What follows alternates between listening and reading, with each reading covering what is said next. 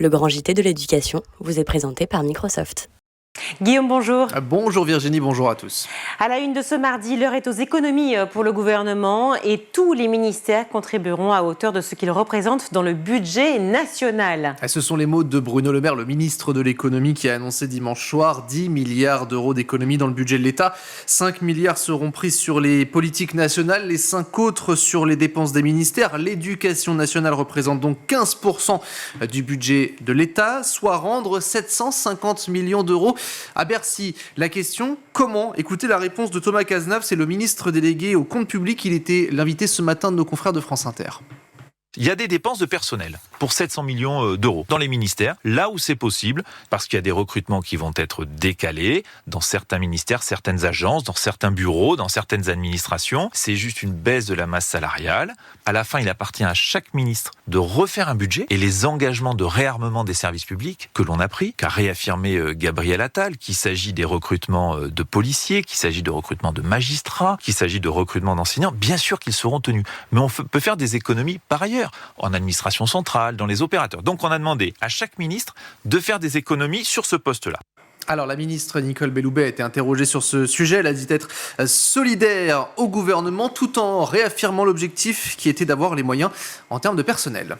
Nouvelle affaire avec l'établissement Stanislas, nouvelle polémique puisque le collège aurait mis à disposition sa piscine et son gymnase pour que les sénateurs puissent se défouler. Oui, seulement un petit kilomètre sépare le Sénat de cet établissement. Il leur suffit donc de marcher seulement un quart d'heure pour aller faire du sport dans l'enceinte de cette institution. L'association sportive et culturelle du personnel du Sénat, destiné à développer la pratique d'activités sportives et culturelles, donc au Palais du Luxembourg, a noué un partenariat avec l'école depuis déjà 2 ans. Alors celle-ci met notamment à disposition sa piscine ou encore son gymnase. Selon nos confrères de Libération, les sénateurs peuvent aller faire de la natation libre, par exemple, du lundi au jeudi pendant environ 1 heure par jour et jouer au football le mercredi soir. Il faut tout de même savoir que les élus ont une salle de sport au sein du Palais Bourbon, mais l'association a dû trouver un gymnase à l'extérieur.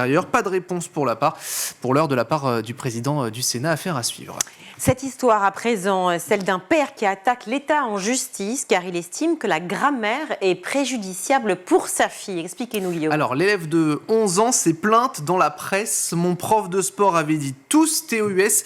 J'avais répondu toutes TOUTZ. Il m'a engueulé, la jeune fille qui combat pour l'écriture inclusive. Je la cite, l'écriture classique exclut les personnes qui ne sont ni il ni elle, tandis que l'écriture inclusive inclut les personnes. Du coup, elles sont mieux dans leur peau. Le père enseignant a décidé d'attaquer l'État en justice, estimant que la grammaire française, telle qu'elle était préconisée par le ministère de l'Éducation nationale, était préjudiciable à sa fille, notamment la règle du masculin qui l'emporte sur le féminin. Il a adressé donc un recours pour excès de pouvoir contre la circulaire qui a été mise en place par l'ex-ministre de l'Éducation à l'époque, Jean-Michel Blanquer, ce dernier qui jugeait la complexité, l'instabilité de l'écriture inclusive et que cela risquait de créer aussi des obstacles à l'acquisition de la langue comme de la lecture et d'entraver aussi les efforts des élèves qui présentaient des troubles d'apprentissage.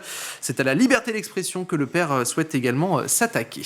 Poursuivons avec TikTok. Le réseau social chinois est dans le viseur de l'Union européenne. Avec Bruxelles qui hausse le ton avec l'ouverture d'une enquête pour déterminer si TikTok a enfreint plusieurs points du nouveau règlement européen sur les services numériques, par exemple la protection des mineurs, la transparence dans la publicité, l'accès aux données pour les chercheurs ainsi que les risques liés à l'addiction et de cette plateforme. L'enquête va porter sur les moyens qui ont été mis en œuvre également pour réduire tous ces risques. Il s'agit là d'examiner les outils de vérification de l'âge utilisés pour TikTok et pour empêcher l'accès aussi à ces mineurs. Une plateforme qui s'est défendue. TikTok a été la première à utiliser et à proposer des fonctionnalités, notamment pour empêcher les moins de 13 ans d'accéder à cette plateforme. Il faut savoir qu'il y a plus de 134 millions de jeunes et de personnes qui ont accès à ce réseau social. Alors rapidement, Guillaume, qu'est-ce que le DSA justement entré en vigueur samedi dernier? Alors le Digital Service Act qui impose des obligations à l'ensemble de ces plateformes en ligne pour mieux protéger les utilisateurs contre les contenus illégaux.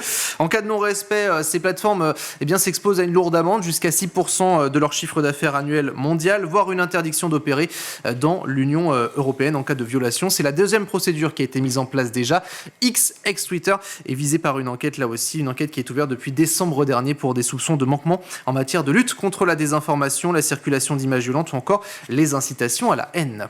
Une enquête qui intervient après les résultats d'une étude menée par un fournisseur de logiciels de contrôle parental. Alors sachez que dans le monde, en 2022, les 4-18 ans ont passé en moyenne près de 2 heures par jour sur TikTok. Et plus de 4 heures en moyenne par jour sur les écrans de manière générale. Snapchat, Instagram, YouTube ou encore Netflix arrivent loin derrière. Custodio s'est appuyé sur les habitudes de 400 000 familles du monde entier qui ont des enfants âgés de 4 à 18 ans, des enfants qui ont augmenté leur consommation des réseaux sociaux, plus de 12% entre 2021 et 2022. TikTok qui continue de gagner du terrain, là aussi une hausse d'une demi-heure du temps passé sur cette application entre 2020 et 2022. Snapchat attire plus de jeunes pendant 72 minutes. Instagram est consulté pendant 45 minutes par jour. YouTube arrive largement en tête aussi des plateformes vidéo. Ils y passent en moyenne plus d'1 heure par jour. C'est 20% de plus par rapport à l'an passé. Des chiffres qui reflètent une nette évolution des pratiques numériques. Alors les jeunes sont toutefois moins attirés là aussi par Facebook ou encore par Twitter. Pour terminer, l'uniforme à l'école est devenu une question politique en France avec des tests qui vont démarrer prochainement. Eh bien, outre-Manche, c'est aussi un sujet d'études scientifiques à Cambridge. Oui, les chercheurs insistent sur l'aspect confort de la tenue pour notamment permettre aux enfants d'être actifs pendant la récréation. Ils ne doivent pas se sentir engoncés dans leurs chemises ou dans leurs chaussures. L'université britannique qui a étudié plus d'1 million d'élèves âgés de 5 à 17 ans dans près de 135 pays, il en ressort que les niveaux d'activité physique des enfants et des ados sont plus faibles dans les pays où l'uniforme est à la norme. L'uniforme qui est obligatoire donc entre les garçons et les filles, c'est plus marqué. Par exemple, le port imposé des jupes ou encore des robes qui rend les filles moins à l'aise pour se dépenser, pour avancer notamment ou pour faire du sport tout simplement. D'ailleurs, même sans l'uniforme, il n'y a qu'une minorité d'élèves qui respectent les recommandations de l'Organisation mondiale de la santé. 1 jeune sur 5 respecte notamment ces recommandations. 1 heure d'activité physique modérée par jour en moyenne, avec en plus du renforcement musculaire, au moins 3 jours par semaine. La France n'est pas un modèle également, puisque 87% des adolescents sont bien en dessous de ces recommandations. Merci Guillaume. Vous avez regardé le Grand JT de l'éducation avec Microsoft.